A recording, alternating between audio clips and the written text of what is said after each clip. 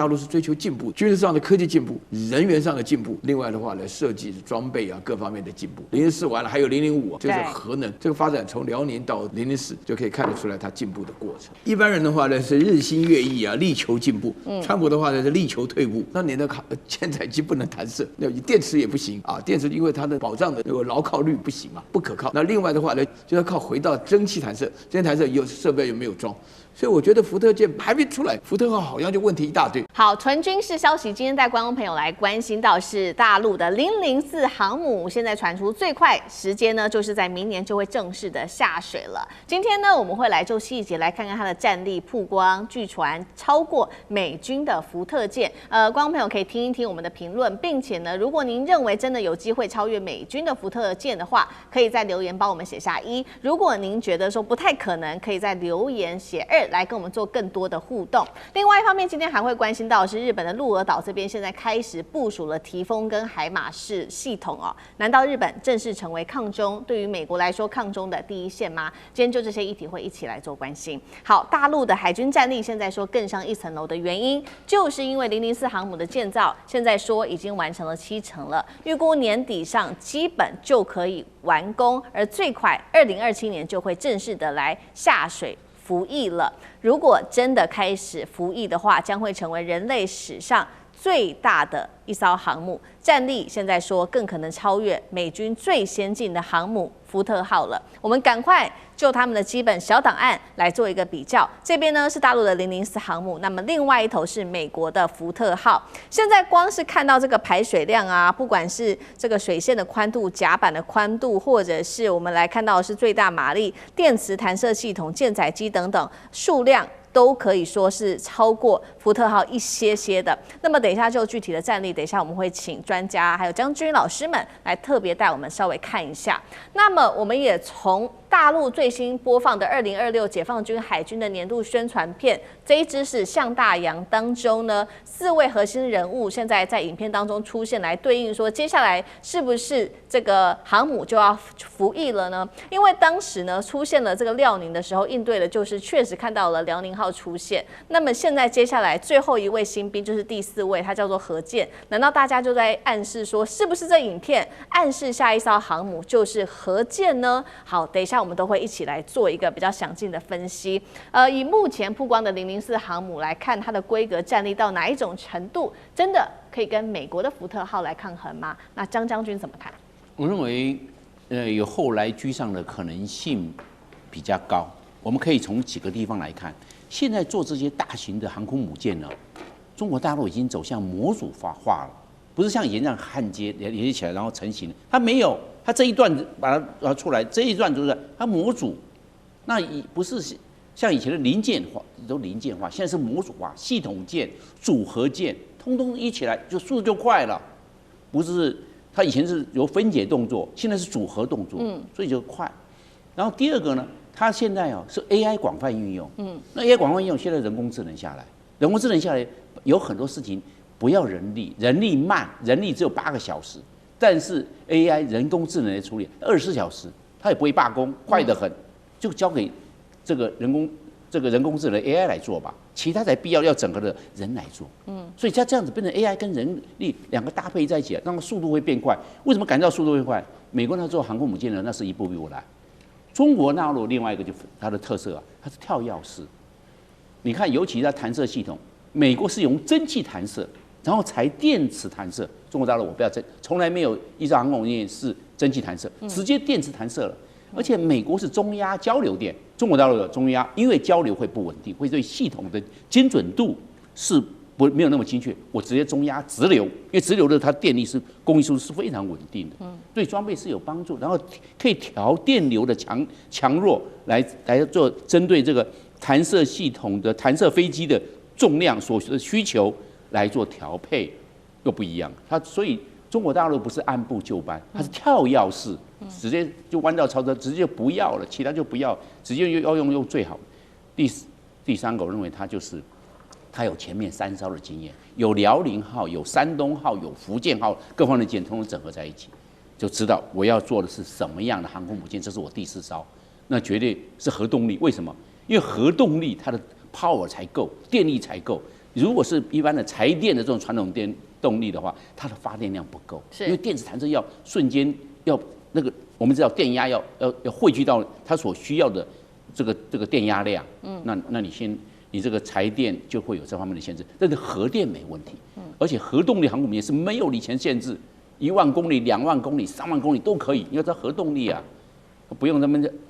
帶那麼多的油出去，它就变成為什麼飛機說要100架了？因為它整個油庫都不用了。一個遼寧號的軍艦要出去的話，那個油將近帶到，包括航空用油還有航海油，帶了將近要1萬公噸。你整個都因為整個要出去，這個都是燒油啊。那現在不用了，這些都省下來，只要帶航空用油給飛機加油就可以了。其他我是核子反应堆、核子反应炉，其他的空间通通省起来。那這樣我可以存放更多的飛機。那我這樣的話，是不是变成事半功倍？一艘航空母艦可能就抵以前的1.5艘，是這個樣子，它戰力才增加了。是。那我知道中國大陸這種前瞻性，它有在這邊做思考，而且它又有經驗的匯聚，才會造成現在它這個造艦的速度，總感覺到一般人感覺到好像感覺到比較快，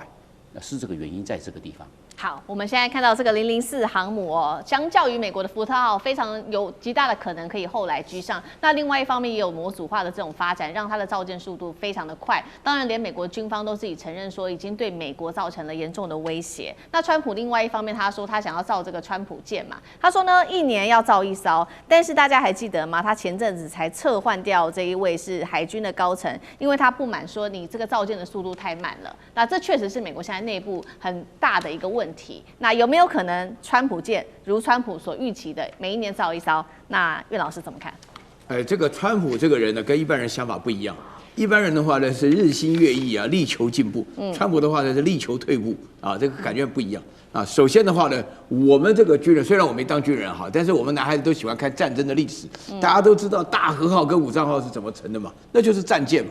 戰艦為什麼成的？這大和號一出來之後，那個航空母艦在上的那個艦載機噼里啪啦攻擊，而且打沉了啊！這個就是這個故事嘛。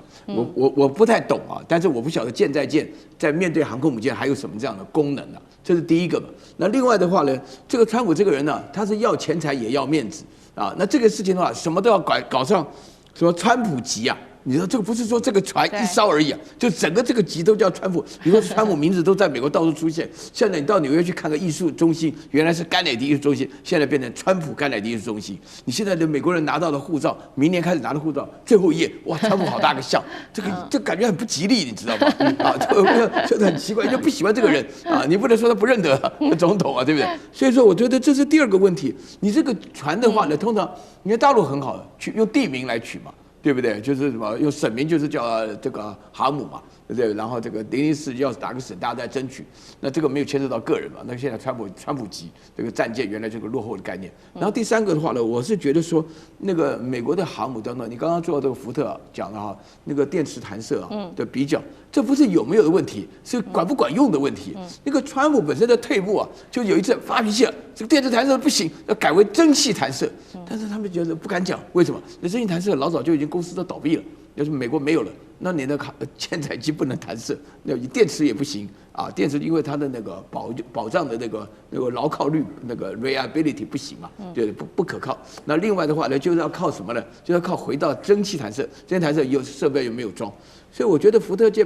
本身一出來還沒出來，福特號好像就問題一大堆，對不對？所以說呢，這個大陸這邊的話呢，就是說在這個幾個步驟，這個航空母艦啦，配合無人機啦，配合超音速導彈啦，這個整個海上的力量是有計劃的。而且呢，我覺得最重要的，相較於川普目前的發展來講，大陸是追求進步的，軍事上的科技進步，人員上的進步，另外的話呢，設計裝備啊各方面的進步，對不對？004完了還有005啊。對不對？這是核能這個發展，從遼寧到這個004，就可以看得出來它進步的過程。好，剛剛我們比較的是這個中美之間在海上面的一個軍艦上面的競爭，那我們也同樣來看到的是，那有關於飛彈跟火箭系統哦，現在中美哦其實也在比拼當中，尤其是外傳呢，美國跟日本接下來會一起做更加大的合作，包括了6月份跟9月份會有不同場的大型聯合軍演，6月份這一場叫做勇敢之盾，那麼9月份這一場叫做東方之盾，美軍呢在另外一方面還計劃現在呢即將要在日本本的鹿兒島這邊來部署提豐跟海馬式火箭系統。那帶觀眾朋友稍微了解一下，他們上面其實是可以裝，包括了提豐放的是戰斧巡弋飛彈，射程160公里，具備對海對地的多重能力打擊。海馬式射程約落在300公里，現在看起來都是對準中國大陸而來的。酈將軍怎麼看？那我先介紹一下什麼是提豐系統哈。它是2種飛彈組合在一起，一個是戰斧型巡弋導彈哈，這個戰斧型巡弋導彈射程大概1600公里，那它速度是亞音速的，它主要是攻擊形式的一種武器哈。是。那另外還有一個叫做標準6型的，標準6型是防空飛彈，也就是說，如果說你要對這個系統攻擊的話，它也有自己保護自己的能力，所以這套系統是有攻有守。那它強在什麼地方？它可以很快速的機动變換陣地，就是說我如果這邊發射完以後，我可以迅速变换陣地，讓你找不到我位置，沒辦法對我實施反擊。這是提豐系統。那第二個我們講海馬式系統，海馬式系統通常有2種的這種彈藥，第一種就是火箭彈，它如果說裝那種火箭没有導引的火箭，可以一次發射6枚，齊射可以6枚一起發射出去，但是它同时也可以。发射美國的陸軍中程戰術導彈它射程就到300公里。可以說這2種武器，不管是提豐或者是海馬式，都屬於攻勢武器，就是它是可以攻擊的。那美軍這是很明顯的它這個其實不只是6月份的勇敢之盾，9月份的東方之盾。事實上，我們這個月初，他在跟菲律賓也搞一個肩並肩的軍演。肩並肩軍演地點就是在呂宋島，就是巴士海峽的南端那個位置，所發射的武器也是海馬式，也在這個地方部署提豐系統。所以這一連串你看下來，很明顯的就是在借着第一島鏈想要封鎖住中國的海軍，讓他不要出第一島鏈。那這很明顯的美國這個舉動跟中國我們剛剛前一段這個張將軍跟苑老師所講的這個。大陸它這個準備建造最大的航母這個004航母來講的話，中國在發展海權，那美國急於將中國的海權堵在第一島鏈之內。那我們來看一下這2者有沒有可能如果說真的是一旦發生軍事上的衝突，到底誰有機會獲勝？這個美國可不可以如願將借着這幾次在日本跟在菲律賓部署這些飛彈系統，可不可以有效把中國的海軍封鎖在這個第一島鏈之內？我覺得是很難的了。我們現在看到現在最新的一個訊息就是中國的遼寧艦已經西出太平洋在那邊演練了，而且這次西出太平洋遼寧艦，你知道它帶了什麼飛機嗎？極可能這個央視已經官宣了，它可能會放飛殲35，哇，那就是一件大事了。遼寧艦我們都原來以為它是殲15戰機的，結果這次出去它官宣，它用一個問號。但是我想說，既然是央視，就一定是板上釘釘的事情。那你想想看，遼寧艦都可以放飛殲35，那後續來講的話，004航母如果成軍然後在這種狀況之下，我覺得美國會在這邊跟日本搞這個演習，真的是急了他急於將中國封鎖在第一島鏈，因為如果說中國以後我們不管是004航母，它是核動力的，西出太平洋，西出第一島鏈之後，就像是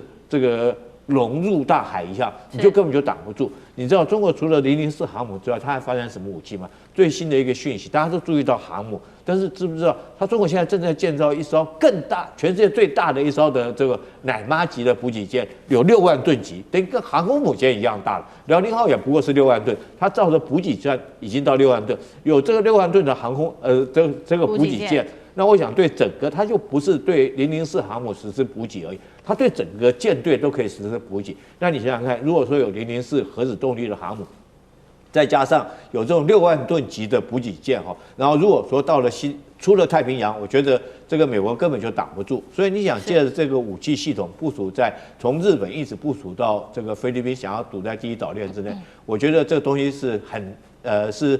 根本就是不可能的任務了，因為中國也勢必要西出太平洋，因為一個國家它如果說要強大的話，它可能要確保它自己海運的安全嘛。我們看到，不管是在第一島鏈或者南海，甚至於它未來如果說有核動力，有6萬噸級的核子這個補給艦，它可能甚至於到印度洋去的可能性都很大。所以美國想要在這邊部署這些這個武器系統，我覺得要擋住中國的發展，確實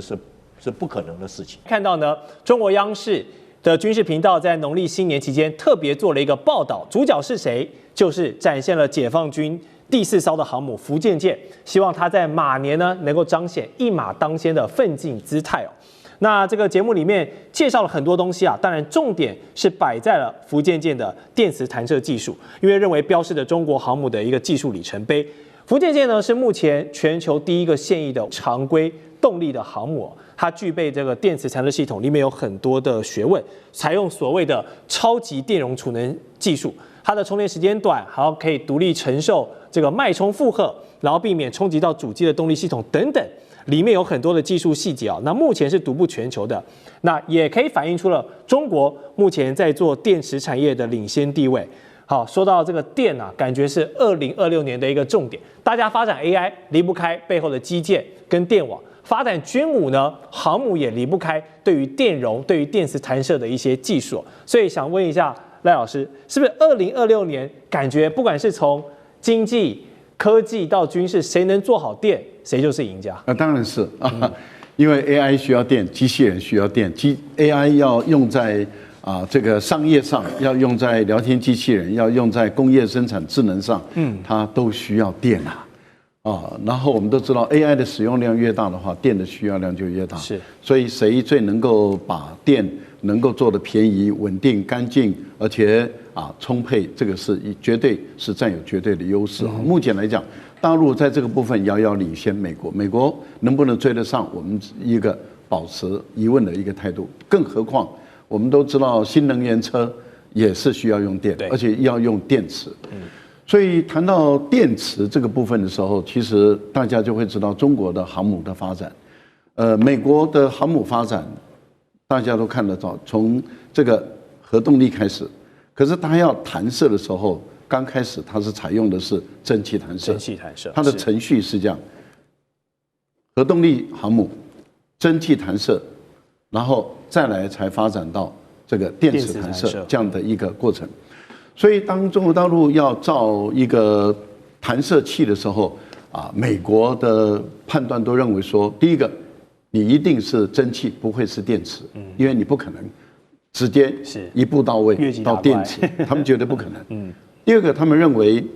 你的常規動力要蒸汽彈射可能都做不到，對，更何況電磁彈射，你絕對不可能。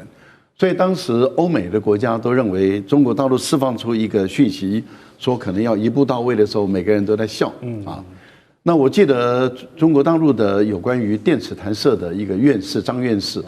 他本身他就強調中國可以做得到。哇，那時候歐美人都在笑，你在說大話，你根本不可能。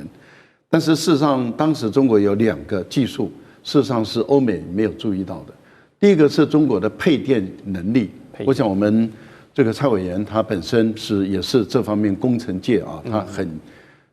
他的專業也在這個地方，他也知道電容、電量、配電事實上是一個非常重要的技術。我們都知道一個最好的配電工，他事實上是非常珍貴的那中國大陸事實上在配電這個部分，它在全世界它也是領先的地位。第二個就是電池的突破，當時電池的突破沒有人相信，也沒有人認為。那我們也知道日本最早發展電池的，它比中國大陸發展還早。所以中國大陸最早的時候的總理，他事實上是到北海道、到日本去參觀日本的本身的電池的一個發展。可是後來中國大陸發展的比日本還要快，成為全世界最強大的。為什麼？因為它突破了這種脈衝的一個限制，也就是說，它能夠在最短的時間內把電蓄能，在最短的時間內把電的放電的功率拉到最大。那當它突破了這個關鍵的核心技術的時候，它就解決了它的電磁彈射的問題，也解決了電磁炮的問題了。也就是說，事實上，當它解決了這個問題的時候，它這個列為最高的機密，根本不可能讓你知道。那當它開始第一次的彈射成功的時候，美國人都在想他怎麼做到的？怎麼可能？常規動力怎麼可能用？對這麼大的這個儲電量，然後要這麼大的放電，而且他們認為你的儲電到放電，你第一架跟第二架的間隔距離一定很長。結果中國大陸的福建艦告訴你說，它可以在最短的時間內幾乎達到美國的核動力的標準，就是一架一架彈出去。沒錯。那在這個情形下的時候，就證明了中國大陸的這個部分裡面，事實上它是領先的地位。那這個可以用在哪裡呢？它現在是軍規，成本高嘛。可是，一旦它降規一點，用在商務上，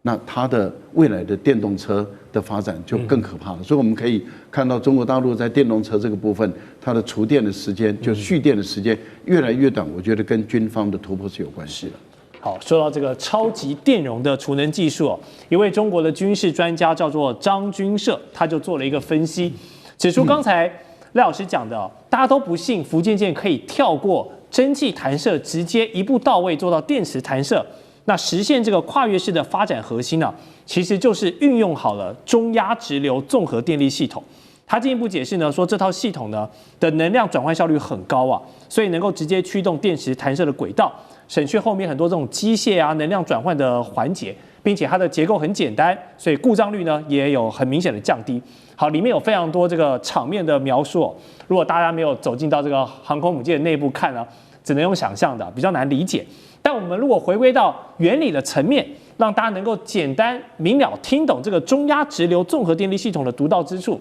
我們就要麻煩這部分是專家的委員。中國大陸今天之所以能夠這麼成功，你就注意一件事情，全世界只有中國大陸有懸浮高速鐵路啊，是，大家聽懂了哈？是，那麼大的車子懸浮在軌道上，原來是德國西門子，可是改善中國改善出來的，沒錯，就是因為有這個技術做墊底，今天中國大陸才有那麼成功。我跟大家簡單解釋一下，不管是常規動力和核動力哈，它都是在燒開水形成蒸汽，對，由蒸汽推動蒸汽涡輪，那蒸汽涡輪就會旋轉了。那就美國的福特號的話，是蒸汽渦輪以後，它會拉一個所謂的轉動軸，跟汽車轉動軸一樣，拉到最後面去推動螺旋槳。是。那另外旁邊會裝一部發電機，由蒸汽渦輪帶動發電機，由這個發電機去做什麼？去產生各種電。但是美國習慣上的用是中壓直交流電。什麼叫中壓呢？大概就是1000伏特以上，一直到35000伏特以下，這個電壓叫做中壓。那習慣上我們船艦上都是用2萬伏特的，比較常見哦。這個2萬伏特的交流電跟直流電有什麼差別呢？第一個，直流電它是最有效率的，可是它很難管理。為什麼很難管理？直流電不像交流電，要開就開，要關就關。它的這個動力系統的所謂的聽話程度比較笨，所以你看看那個中國大陸從那個新疆送電送到上海，是這個主幹線是用超高壓來運，可是它是直流電。直流電的缺點就是它可以一端到一端，可是要分叉出去，它就經常會失去控制。是，它有這個問題，所以表示中國大陸在控制這個直流電的傳輸上面有技術性的突破。這個突破在哪裡啊？就是做半導體的功率元件做得很好，所以能夠用半導體功率元件去控制各樣的一個調節能力。那對於所謂的綜合電力系統，就是有什麼特色哈？因為我們了解到哈，像美國的話，有個地方要用交流電，可是有個地方要變回直流電，什麼意思？因為雷達、雷射武器，還有這個電磁彈射，還有很多東西啊，都是在用直流電。雷達沒有用交流電的，一定用直流電。所以，可是又有一部分它要用交流電，廚房啦，電鍋啦，所以它就沒有成為所謂 integrate， 就是沒有辦法整合，我們叫綜合電力系統。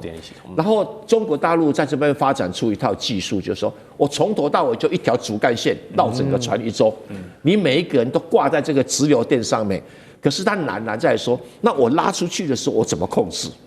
因為交流電是每一個瞬間就都會歸零，因為它是高，所以每個瞬間歸零。可直流電不是啊，就平平的。所以你在做開關的話，控制技術就非常的高。那現在中國大陸是由渦輪出來發電機，發電機一整流出去，全部都是直流電了。它的好處是非常的節省，是它的壞處是什麼？控制技術要很高。是那顯然的。都能夠把那麼重的火車懸浮起來控制，要停就停，那顯然中國大陸這方面已經很進步了，所以有這個基礎技術，因為你設計得出來，你不一定做得出來，沒錯，他做得出來了，所以中壓直流綜合系統才因此而誕生。了解啊，這樣解釋大家就比較了解哈，其實就是对於直流電掌控的這個細節啊，做的是现在是獨步全球的。好，除了剛剛聊到的福建艦這個厲害的電力系統之外呢，它的彈射技術也受到了香港《華南早報》的報道。那另外的看點還有就是在大連的遼南造船廠呢，現在有一艘的艦艇上安裝了一門155毫米的艦炮，這個照片哦，在現在軍武圈是廣泛的流傳。為什麼呢？因為這個155毫米的艦炮具備了超過40公里的射程，它的射程範圍是遠高於目前解放軍現有的，大概只能射到23公里的130毫米的艦炮。我們都說啊，這個軍武迷很愛講，火力就是正義啊！你炮打得越遠，你的戰術運用呢就更廣泛嘛，你的選擇性就更多了。那如果這一門155毫米艦炮真的投入到實戰部署，那不僅會是中國目前服役口徑裡面最大的艦炮，還會可能成為全球口徑最大的艦炮之王哦。雖然說現在還沒有進入到真的實裝，我們也還沒有看到真的公開試射的階段，暫且是紙上談兵。但李將軍怎麼看這個155毫米艦炮的價值？口徑推算，它真的是火力之王嗎？其實，在2次世界大戰的時候，大家都看到什麼大和號啊、武藏號那種大的巨炮，對，而且一艘主力戰艦上面很多門這種炮。那為什麼2次世界大戰之後就沒有看到艦艇上面還有這個炮啊？大概只是在艦首上面留一門小口徑的，包括可能是76公里。那目前最大的也不過是13洞公里這種火炮，因為你炮能夠再打得再遠，你也沒有導彈打得遠嘛。是導彈如果說是像鷹擊系列來講，動輒上千公里，你炮再怎麼樣打也打不到那麼遠。差太多了。那第二個為什麼還要軍艦上面還要留有炮它主要是執行2種任務，第一個是做暗轟的射擊如果我要登陸作戰，用火炮來支援這個2棲陸戰隊的登陸作戰。第二個，如果說對一般的這種目標來講的話，其實上你用艦炮就夠了，不要浪費到用導彈。導彈一枚都數百萬美金，那成本問題。其實最大的155毫米，美軍有做出來過，它裝在哪一艘軍艦上面呢？朱姆瓦特那艘軍艦上面。但是那枚炮彈它總共裝了2枚，它那時候也是準備做暗轟的，所以設計了兩門這種炮。那每一門的造價，一枚炮彈你知道多少錢嗎？100萬美金非常的貴。可是它的射程聽說可以到達這個100公里那麼遠，可以射100。當然你100公里再怎麼遠，也沒有導彈打得遠。它主要是說暗轟射擊。可是後來他們美軍發現說不實際，也不務實，他把這2門炮都拆掉。在大概去年的時候，他把這2門朱姆瓦特上面拆掉，改成用垂發的導彈。那為什麼解放軍反而在這個時候回過頭來用這個155口徑，用大口徑的火炮？我覺得他第一個當然是對付我們台灣了這個這個可以說是就講實話。如果對付美軍這種炮，對美軍來講還用不到，也不太可能有發揮它的效果。所以如果說他未來要這個對我們台灣做2棲登陸的話，那這個炮這個功能就可以發揮它暗轟的功能。第二個可能在南海對付菲律賓菲律賓一般的小船大概用這個艦炮40公里就可以打得到。第三個我要跟各位介紹的，其實一門艦炮它的這種道理跟陸軍的炮是不一樣。陸軍大概他們一門艦炮火力的效果可能號稱可以抵得上陸軍的一個營的火炮。陸軍一個營的火炮有12門大概12門，但是你射擊的速度或幹什麼是不一樣的。但是艦炮來講的話，它可以射速非常快，而且它非常的準。為什麼它很準呢？因為你知道船在這個海上面它是有波浪，搖頭起伏，它必須整門炮的設計很穩定，然後它是直射炮，直射的。我這邊講一個這個給各位一個科普一個常識我們如果坐南迴鐵路的話，在台灣你經過枋寮到枋山有一站你會發現有一個隧道叫做嘉禾掩體掩體遮體，它叫遮體，它不是過山洞，它就在上面，就在南迴鐵路上面蓋一個遮體，蓋了一個遮蔽物這樣，遮蔽物蓋一個像隧道一樣在上面。那很多人經過的時候會覺得很奇怪，為什麼這個這個又不是經過隧道，為什麼在鐵路上面要蓋這個？我跟各位講為什麼？因為以前那是艦炮暗轟的目標，就是船從海上面往路上面的目標去打，會經過南迴鐵路的上空。那為了防止這個炮彈這個掉到鐵路上面，然後所以在上面蓋一個遮體，以避免誤擊鐵路。但真的有用嗎？如果以邏輯性來講，為什麼那個時代要這樣做呢？因為船它會上下顛簸，那你那個炮的炮口，如果說是你在射擊那一剎那，你原來的角度這個因為波浪顛簸的話，你可能就這個角度射擊的角度就不對，就可能打到鐵路上，那就不得了。那如果說在台灣的觀眾以後有機會到這墾丁坐火車經過這個枋山的時候，你看到有一個遮體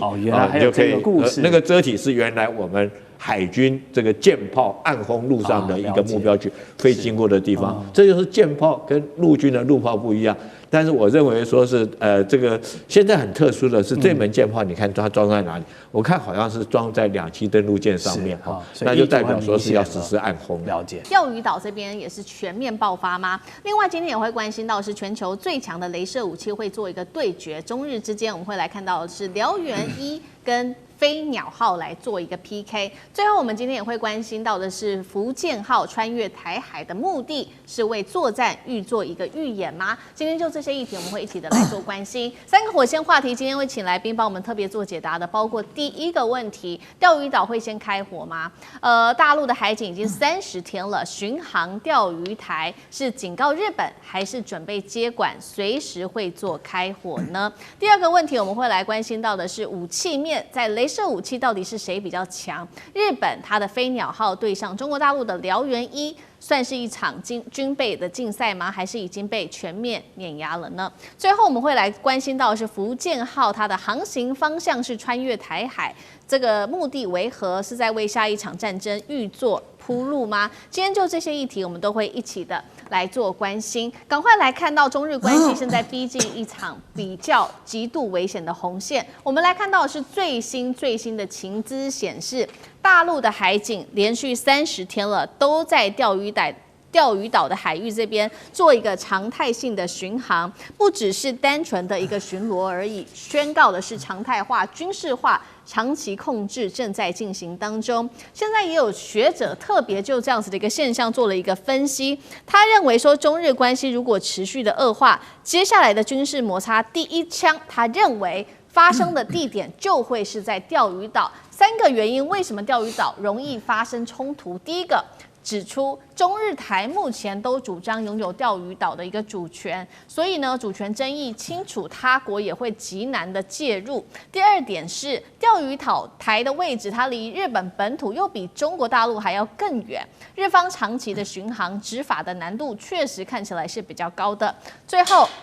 是關於美日安保了，它存在一個灰色地帶，川普到現在都沒有親口承諾安保會涵蓋在釣魚島的位置上面。不過也有學者他認為說，目前川普着重在跟大陸做交易，他不會在中國的核心利益上面跟中國大陸發生衝突，更不會為了一個所謂的礁石跟習近平交惡。所以節目一開始特別請教委員怎麼看這個釣魚島是為何目前被視為是中日最有可能發生衝突的第一戰場？中國大陸的海巡已經連續巡航30天，在這附近向日本要釋放什麼樣的訊號？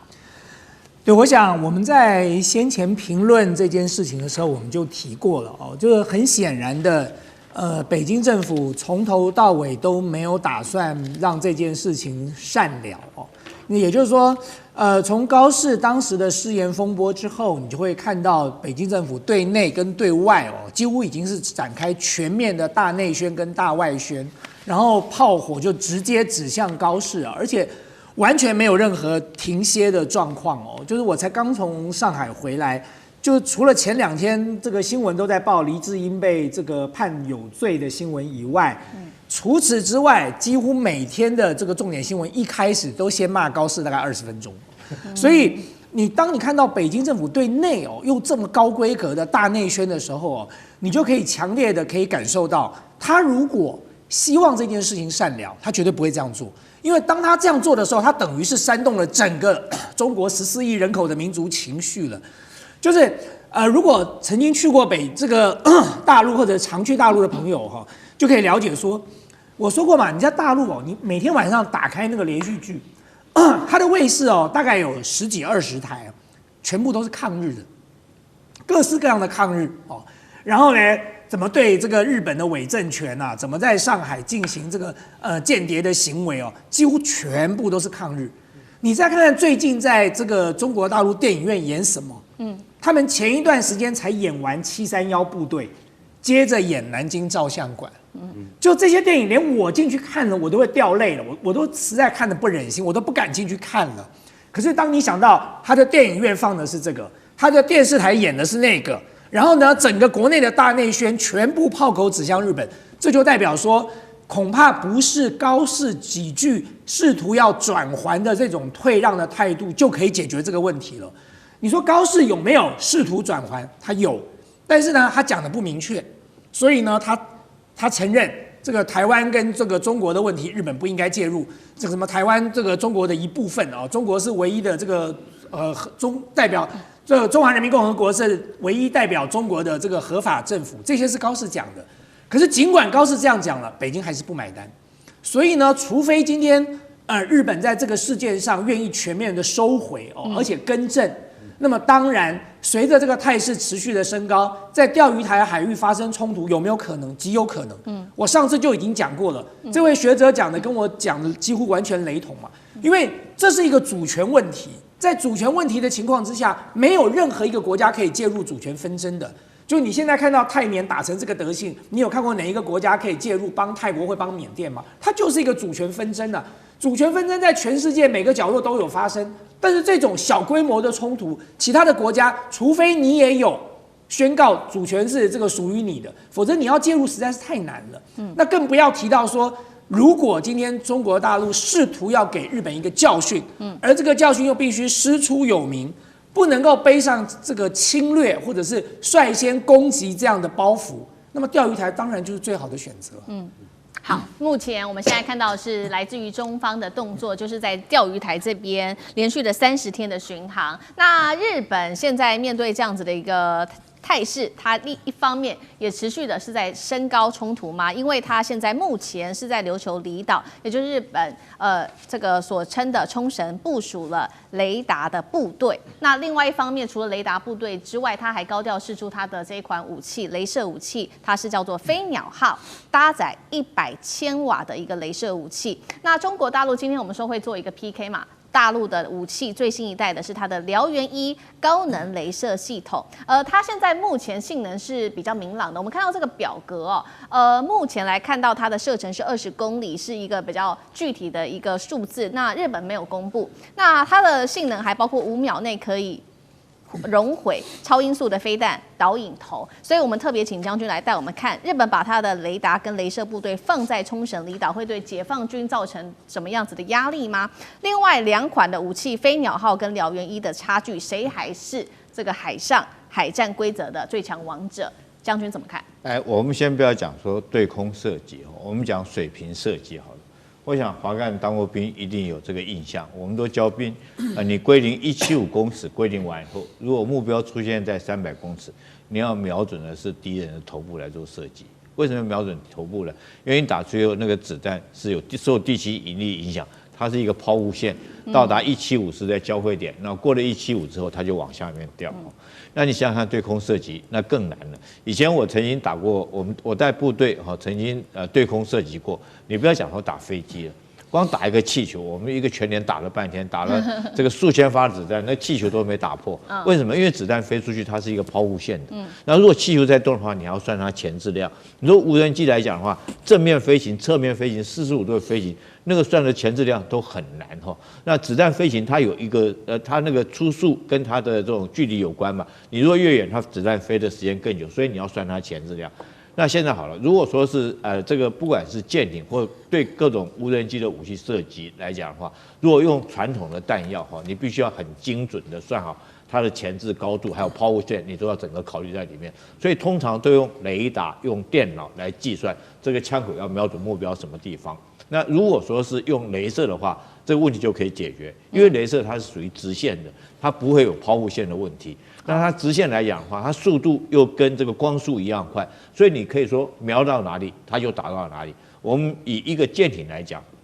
一個艦艇最後一道防護，我們都知道，在美軍體系來講，我們叫方陣快炮哈，這個防護的距離大概3到5公里，那它也是用雷達掃描之後，一陣這個速度很快的打出一個彈幕出去，讓你的飛彈來撞到這個彈幕上面。那這個解放軍他們用的是1130快炮哈，但是這些畢竟是彈藥，那你的距離射程有限，因為你子彈的射程受限於這個，所以現在來講最好的方式就是用激光武器。第一個，它是用光，它是走直線，而且速度又很快，可以很快。那解放軍在這方面來講，它已經有很長足的進步，而且已經用在實戰方面了。我們不要講這是燎原1號，我們講之前他賣給中東沙特的叫做極近狩獵者，就是一種激光武器。因為沙特那邊經常受到這個也門組織，他們用無人機騷擾他的油田，所以他為了打這個無人機，最好的方式就是用極近狩獵者激光武器來打。但激光武器极近狩獵者在那個時候，因為受到沙漠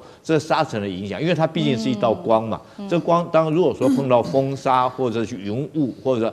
雨水等等來講的話，它的效能就會失去了。所以，但是他繼續後面的研發以後，他發明了所謂燎原1號。那我們目前看這個數據，如果跟日本的飛鳥1號比較起來的話，它300 kW 對100 kW，那功率越大，代表一個就是它射程可以越遠，可以射程越遠。那它目前來講是說20公里。那如果按照這個比例來講的話，日本飛鳥1號100千瓦的話，大概我想最多就是這個6到8公里左右，按照這個比例。第二個來講的話，瓦數越高，它銷毀的速度，它溶解的速度會越快，它就是將你的彈頭溶穿燒毀掉。那按照燎原1號，它的20公里，它大概瞄準一顆導彈，將它燒穿大概要5秒鐘，它一直盯着它，一直讓那大概燒5秒鐘，將它燒毀掉。那日本的這一款這飛鳥號上面來講，如果說是它功率不高的話，哈，如果說是要超過10秒鐘以上，你才能夠將彈頭燒毀的話，那你就很可能脫鎖，你就不見得會燒毀。那除非說是這顆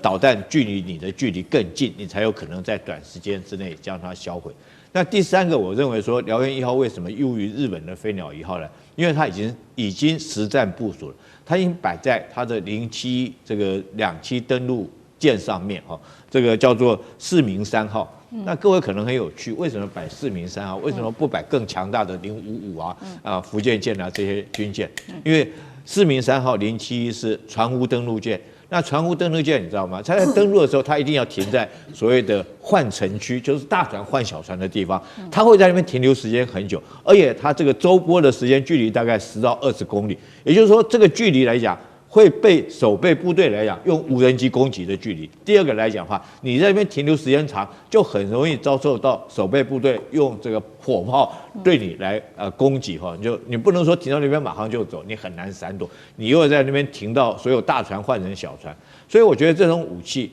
放在世明3號，它當然就最符合它實戰的需求，因為這條軍艦要在那邊做2棲登陸，它可能要在那邊停上1個鐘頭。那在這種狀況，遭受到無人機或者導彈的攻擊幾率最大，而且它的距離岸邊的距離又最近。這時候如果說它有這種燎原1號這種雷射的武器，可以對它做最後一道的防護來講，不管是對導彈或者是說這個無人機都可以達到很好的一個防護效果。所以解放軍已經實戰部署了。那比起日本來講，現在還是實驗的階段，那我覺得說是燎原1號應該是略勝這個日本的飛鳥號一籌。好，剛剛將軍特別幫我們就這個中日之間的這個2款不同的雷射武器做了一個性能上面的一個比較。那另外一方面，我們持續的關注在中國大陸的航母的動作，因為最近真的是比較多。先前我們報道過，這個是遼寧號嘛，沿着日本的周邊走。現在最新的進度，我們要來看到的是大陸海軍巨無霸福建號。這一回呢，16號被直擊了，它航經了台灣海峽。目前前的狀況來看，甲板上是沒有任何的艦載機的，但是外界也開始做解讀，它的目的是要北返長興島進行缺失修正嗎？但是重點也不是飛機本身，而是它這個航線本身被視為是具有在軍事跟政治上面的意涵。那他們也認為這個是在實戰前面的一個航線模擬的演練，是這樣子嗎？幹哥怎麼解讀？國防部長我們中華民國國防部長顧立雄說，他這次回去沒有帶艦載機，代表是什麼？代表他回到長興島的造船廠進行缺失改正。這種話不是一個沒有，就說沒有，他根本沒有接觸過軍旅生活的人講得出來，那是幕僚告訴他的。他知道什麼叫缺失修正。如果我們沒有記錯的話，福建艦是第6次部署。它還在修正的階段狀態，所以那一定是國防部聯參聯2情報參謀總部來告訴他的，對，他才會知道，不然一般人是根本就不會知道。那好，沒錯，福建艦現在處在一個十字路口，什麼十字路口？也就是你現在高市早苗的這些言論，代表不僅僅是釣魚台，甚至是台海。都可能面臨直接而顯而易見的動員，或是危險，不管是任何情況，所以它代表着什麼？它代表新一代航空母艦的電磁彈射系統以及它的艦載機的系統完備，是不是可以達到可以擔負起作戰任務？這是最重要的，這比什麼都重要，因為我們還有2艘航空母艦，沒錯，但實際上你真的如果打起來的話，一定是福建艦率領，為什麼？因為它是全新設計的，而且它載有歼35，歼35在前面2艘航空母艦是上不去的哦，包括遼寧號跟山東號是上不去的哦，只有福建艦能夠載，所以那個叫技術驗證，技術驗證是在福建艦上是非常非常重要的一件事情。現在看起來好像似乎都已經完成了，所以這次沒有載艦載機，那他回到長興島也是很正常的一件事情。可是他等到他再下一次部署，那就叫什麼？那就叫正規部署，叫真的要你隨時準備。正規部署的時候就是幹嘛？有任何風吹草動，你就要準備你的飛機是要去打的。現在大家都是演習，現在我的歼15或歼16飛上天，跟你日本航空自衛隊的對陣，即便真的開了火控雷達，那都是一種試探。可是你隨時要準備，不是試探，要真打。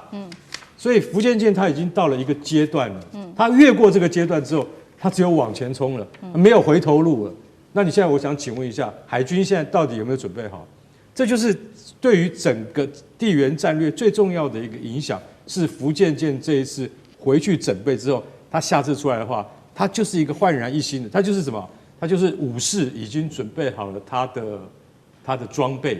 準備好隨時可以接下戰備任務。而那個戰備任務一下達的話，不論成敗，你就是一定要幹嘛？去達成任務。所以福建艦這一次的這個返回母港，其實大家不要看很來來去去，好像都是常態，不是常態。它下一次部署，它一定要完成戰備，這是它最大的意義所在。